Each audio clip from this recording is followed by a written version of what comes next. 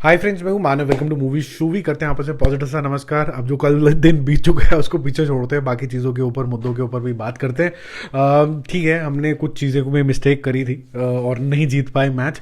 और बहुत ज़्यादा कन्विंसिंग फाइट तो नहीं थी, वो एक्सेप्ट करना चाहिए। और ऑस्ट्रेलियन ने जैसे एक एक प्लेयर के ऊपर मार्किंग करी थी, शायद उससे हम कुछ सीखेंगे।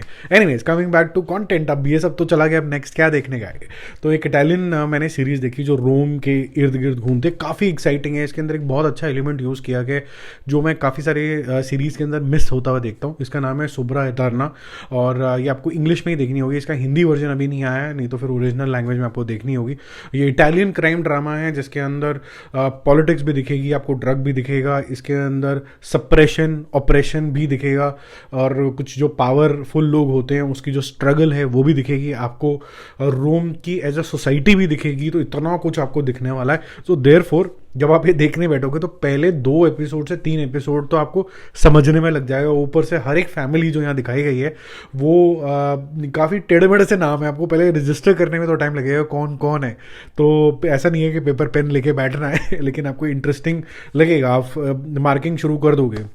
बेसिकली दिखाया जाता है कि ग्रुप ऑफ बच्चे हैं जो कि किसी ग्रुप की वजह से अनाथ हो जाते हैं। वो ग्रुप जो होता है काफ़ी पावरफुल होता है और अल्टीमेटली मतलब एक विला विला में रहने लग जाता है। अब कैसे ये बच्चे उससे बदला लेते हैं और फिर कैसे विला के जो बचे कुछ लोग हैं वो बदला लेने की कोशिश करते हैं। पैरेलली रोम के अंदर क्या पॉलिटिकल सिनेरियो है और रोम के अंदर पॉलिटिकल पावर्स क्या करती हैं, बिल्डर्स क्या करते हैं, कॉरपोरेट्स क्या करते हैं, और एट द सेम टाइम जो जिसे कहते हैं ना रखवाले ऑफ गॉड जो हैं वो क्या करते हैं, जो एक संगठन बना के बैठे हुए हैं और क्राइस्ट की सेवा कर रहे हैं सोटू से। तो ये वैटिकन को भी रिप्रेजेंट करते हैं सोटू से। तो ये सारे लोग मिलजुल के एक ना खिचड़ी सी पका देते हैं जो कि बहुत ही ग्रिपिंग सी स्टोरी बन जाती है। और इसको रिप्रेजेंट भी बहुत अच्छे तरीके से किया गया है। काफ़ी कॉम्प्लेक्स कैरेक्टर्स हैं, ठीक ठाक समय लिया गया है हर एक कैरेक्टर को समझाने का, उनकी बैक स्टोरी समझाने का। हालांकि जितना मैं रीड कर रहा था इसके बारे में, मैंने देखा तो नहीं है। जो इसका नाम है सुब्रा तरना, सुब्रा नाम की एक मेरे ख्याल से 2015 में एक मूवी भी आई थी जो मैंने देखी नहीं है और मुझे ज़रूरत भी महसूस नहीं हुई जब मैं ये देख रहा था। क्योंकि काफ़ी ज़्यादा ये कैरेक्टर में डेल्व कर जाती है, उनके मोटिवेटर्स, उनकी बैक स्टोरी ये दोबारा से दिखाती हैं। तो आपको ज़रूरत नहीं पड़ती है पुराना रेफ़र करने के लिए, स्पेसिफिकली इस वजह से भी कि वो इतने जैसे कहते हैं ना ग्रिटी, यानी कि ज़ोर से दिखाते हैं वो, और ऐसा रियल आपको फील होता है कि फिर आपको ज़रूरत नहीं पड़ती पुराना कुछ रेफ़र करने के लिए। बहुत डार्क साइड ऑफ रोम आपको देखने को मिलती है। जो लोग घूमने जाते हैं वो अलग अलग चीज़ें वहाँ पर देख के आते हैं, लेकिन एट द सेम टाइम उन चीज़ों को देखने के अलावा, आर्किटेक्चर को देखने के अलावा, जो उसकी वायलेंस है, करप्शन है, बिट्रेयल्स हैं, बैक स्टैबिंग है, ये सब चीज़ें भी आपको एज अ सिनेमैटिक एटमॉस्फेरिक वे में दिखाया गया है। और कोई भी चीज़ जो यहाँ पर है वो आपको सेट्स के रूप में नहीं दिखेगी। सब कुछ रियल लोकेशंस में शूट किया गया। इनफैक्ट जो विला वगैरह भी दिखाया गया है वो, और जो एक जिन जगहों पर ये लोग रहते हैं, जिनको पीड़ित समझ लीजिए, उनको किस तरीके से जीते हैं। अगर वो फिशरमैन है तो उनकी दुकान जो होगी गरीब सी दिखेगी, वो जिस कंडीशन में रहते हैं वो गरीब से घर दिखेगा। तो जो कॉन्ट्रास्ट है वो काफ़ी अच्छा दिखेगा कि जो घर हैं, जो अच्छे वाले घर हैं विला टाइप के, उसके अंदर पूरे गोल्डन टाइप के पूरे सोफे सोफे से पड़े होंगे, तो बिल्कुल स्टार्क डिफरेंस है।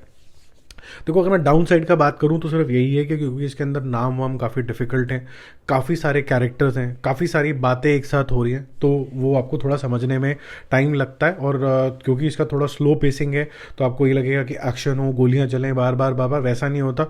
आपको पहले स्टोरी के अंदर इंडल्ज किया जाता है, लेकिन जब वायलेंस आती है तो ठीक ठाक वायलेंस आती है, ब्लड शेड भी होता है, आपको कटे पटे चेहरे भी दिखते हैं, वो सब चीज़ें भी आपको खूब बेहतरीन तरीके से मिलती है। अब लास्ट पॉइंट ये है कि जो मैं आपको बोल रहा था कि यहाँ पर एक ऐसा स्पेशल चीज़ है इसके अंदर जो आपने कहीं और नहीं देखी होगी। एक हिंदी सीरीज़ के अंदर वो बात थी, वो थी मिर्ज़ापुर। वो मिर्ज़ापुर और इसके अंदर कनेक्शन क्या है कि मिर्ज़ापुर के अंदर आप एक भी कैरेक्टर का नाम बता दीजिए जो प्योरली वाइट हो या प्योरली डार्क शेड का कैरेक्टर हो। हर एक बंदा कहीं ना कहीं ग्रे कैरेक्टर का था। यहाँ तक कि जब आप मुन्ना भैया की भी बात करते हैं, उसकी भी कोई ना कोई एक सॉफ्टर साइड थी। ऐसे ही यहाँ पर कैरेक्टर्स हैं जो कि टिपिकली ग्रे हैं, चाहे उनके साथ कुछ उनको अनाथ कर दिया गया हो, इवेंचुअली वो बदला लेना चाहते हो, चाहे जो बदला जिसको मार दिया अब उसके फैमिली वाला कोई बदला लेना चाह रहा है, सब लोग ग्रे कैरेक्टर के अंदर हॉगल करते हैं और वो बहुत ज़्यादा फिर रियल लगने लग जाता है, जो इस सीरीज़ के डार्क टोन होने के वजह से भी बावजूद भी आपको अच्छी लगने लग जाती है। बाकी ये जो सीरीज़ है आपको एंटरटेनिंग लगेगी, और जो लोग भी क्राइम ड्रग और ये सब चीज़ें पावर वाली जो सीरीज़ देखना पसंद करते हैं उनको मेरे ख्याल से काफ़ी पसंद आएगी। मुझे तो काफ़ी सेटिस्फाइंग लगी ये सीरीज़। ज़्यादा वीकनेस नहीं है एक्सेप्ट द फैक्ट कि समझने में थोड़ा सा टाइम चाहिए, वो टाइम नहीं दिया तो आपको लगेगा छोड़ दो, ऐसा मत करना। 2 एपिसोड एक बार आपने देख लिया तो फिर आप इसको खत्म करके निकलोगे। मेरा मूवी शूवी स्कोर इसके लिए हाई रहेगा 8.5 आउट ऑफ 10। Bye bye.